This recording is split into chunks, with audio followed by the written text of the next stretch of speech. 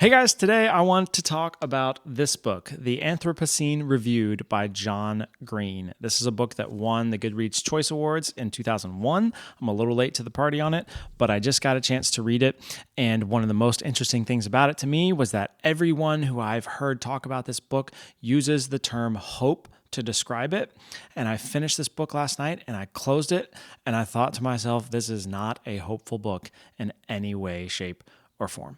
So we're going to talk about that today. So the Anthropocene Reviewed is a series of essays from John Green, and an Anthropocene is the geological age in which we are living right now. So this is a book, it's a collection of 5-star reviews that John does on just random facets of the age that we live in right now and modern humanity. And I love books that are just like a collection of essays. And so I went into this book expecting to rate it 5 stars, 4 stars, something like that.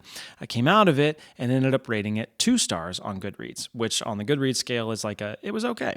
So the main thing that I wanted to talk about with this book, though, is it seems like people have a very fundamental misunderstanding of hope and how hope works. So the definition of hope is a desire accompanied by expectation of or belief in fulfillment, right? So hope is a desire that something can and will happen, right? So when we look at everything that John talks about in this book, one of the things that becomes very clear through all the stories that he shares and everything that he talks about is that his worldview is very much what I would consider a modern liberal worldview, right? So he makes 2 very fundamental assumptions that come clear in the text. And the one is this idea of an agreement with an evolutionary perspective, right? And the other one is an agreement with this perspective that what was, and pretty much always will be wrong with the world is primarily driven by Caucasian males, right? Those are 2 fundamental worldviews that, in my reading of it, are very clear that he believes, right? And so a lot of the book is either dealing with this idea of I'm trying to find meaning in life, or I'm trying to make my own life have a sense of meaning and be a good force in the world and in history, right? And then beyond that, kind of how can we take all of humanity and make it a better force in all of history? So when he has chapters where he's talking about trying to find meaning in life, one of the things that he talked about was this story about trying to get his son to look at this beautiful sunset, and his little son is just like, no, leaf, like, look, there's a leaf right here. And he finally stops and he looks at the leaf and he sees the beauty and the intricacy and the complexity of this leaf. And one of the things that he said was, marveling at the perfection of that leaf, I was reminded that aesthetic beauty is as much about how and whether you look as what you see. From the quark to the supernova, the wonders do not cease. It is our attentiveness that is in short supply, our ability and willingness to do the work that awe requires, right? And I so agree. I'm like, oh my gosh, that hit me so hard. But then as we go on through all these chapters, I kept coming back to this point that was just unsettled in my soul of like, I should feel hopeful because of reading this, but I don't. Like, I fundamentally feel this disconnect and I'm not sure where it's coming from. And so when you look at it in those cases where it's just that he's trying to find meaning in life, what he talks about as hope and what people term hope from reading these chapters is actually a false sense of hope, right? Because hope is something that is accompanied by the expectation or belief in fulfillment, right? So if something can't be fulfilled, then it's a false hope and you shouldn't be holding on to it, right? If something can be fulfilled, then it is a good hope. It is the proper sense of hope that we should be hoping and longing for. But when you look at these chapters where he's talking about meaning in life, what he'll say is essentially, hey, here's this point where I was struggling with meaning in life. Here's this situation that happened and the insight that I got from it. And here's like now how I feel a little bit better and a little bit more hopeful that I might be able to either one day feel meaning in life or hold on to meaning or create meaning out of just the meaning that I assign to these things, right? But the disconnect for me comes from when you understand that he has this underlying worldview that what I can best term as like a modern liberal worldview, which is very based on the evolutionary plot of man and all this stuff. But if you track all this back and we set aside evolution and all that, all the evolution, creation, all that stuff, right? If we just track it all back, what it's founded on, right, is this idea that there was nothing and then everything came from that. Right? So if we track everything back to the most foundational thing, what we land at is nothing, right? And nothing is meaningless. Like there is no meaning attached to nothing. There is no purpose attached to nothing. Like nothing is just all-consuming nothing, right? So what happens is when he's sitting here, if he has this underlying worldview that everything goes back to nothing, which really means everything goes back to meaninglessness, then anytime he is attempting to assign meaning and say that it is making him hopeful, what he's saying is that I'm hopeful that one day there will be meaning, or I'm hopeful that I can continue to hold on to this sense of meaning, right? But hope is something based on an idea that something can be fulfilled. And if the actual fundamental truth is that everything came from nothing and everything is meaningless, there will never be any meaning, and he will never be able to hold on to a sense of meaning because fundamentally everything is meaningless. And so this thing that feels like hope and that appears like hope is not actually hope, right? Because it can't ever be fulfilled. If everything truly is meaningless, then there never will be any meaning.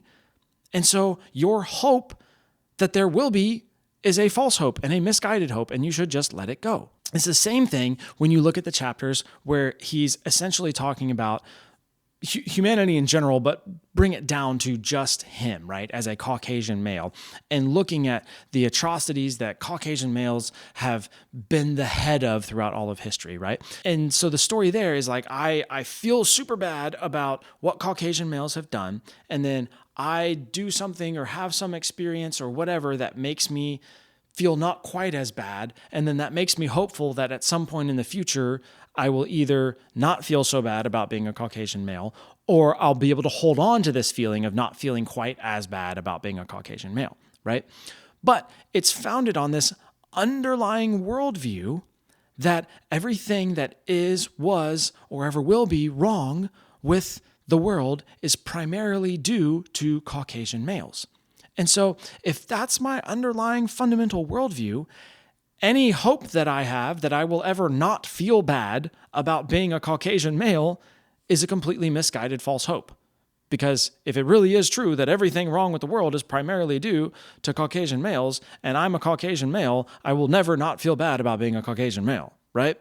And so again, this thing of where he's like, oh, I did this and now I feel a little bit better and I have hope that I'll be able to hold on to that, or I have hope that sometime later on in life I will feel less bad about it, is completely overridden by this underlying fundamental worldview that he has, right? And so it's not a real hope. It's a false hope because it's based on something that there is no logical reason to assume will ever change. If your actual worldview is true and the problem with the world is being Caucasian and male, you will never feel good about being Caucasian and male. And so any hope that you have that you might feel good is a misguided hope.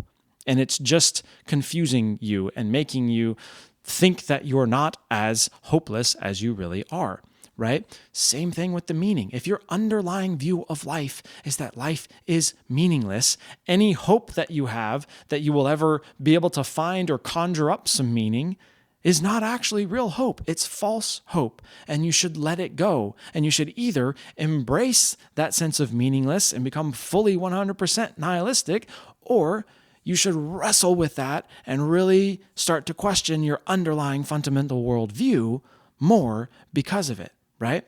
So It was super, super interesting conversations. It's brought up a bunch of really, really big, heady thoughts in my brain. Just interesting book. Beautiful writing. Oh my gosh. John's writing is just like, golly day.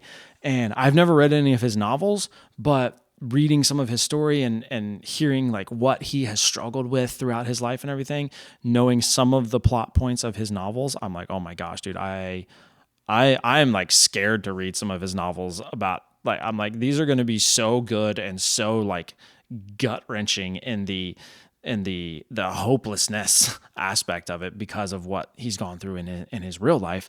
So anyways, yeah, just very, very interesting to take this book and realize and start to kind of dig through why, like, man, everybody thinks this is so hopeful, but it's because we're not willing to dig all the way down and really question our fundamental world views. Because if we really looked at those, this book is not hopeful at all. It's full of a bunch of false hope, and it's just depressing because it's like, well, I mean, there is no meaning in the world, so just go out and try to assign some meaning to stuff and then hold on to it for as long as you can until you fall back into being depressed because there is no meaning, and then you can go out and try to assign something and find a little bit more, and then you fall back into being depressed because there's no meaning, right? And then and then it's, well, everything that's wrong with the world is mostly because of Caucasian males. And so because you're a Caucasian male, feel super depressed and then terrible, and then go try to do something to make it better, write a novel that serves people, write a nonfiction book that serves people, whatever. The high's only going to last for this long because then eventually, like, you're just going to fall right back down to like, yeah, well, I did X, Y, and Z, but fundamentally, like, what's wrong with the world is Caucasian males, and I'm a Caucasian and I'm a male, and so I'm fundamentally what's wrong with the world, and so I can never be good. And so there's never any actual hope in something that can change, okay? Question these things. Dig into yourself. Don't be afraid to admit how you actually feel. Don't be afraid to read something and be like, everybody in the world's like, this book is the most hopeful book I've ever read. If you come away from it and you're like, dude, this book was so depressing. It was not hopeful at all, right? If that's your reaction, don't run away from it.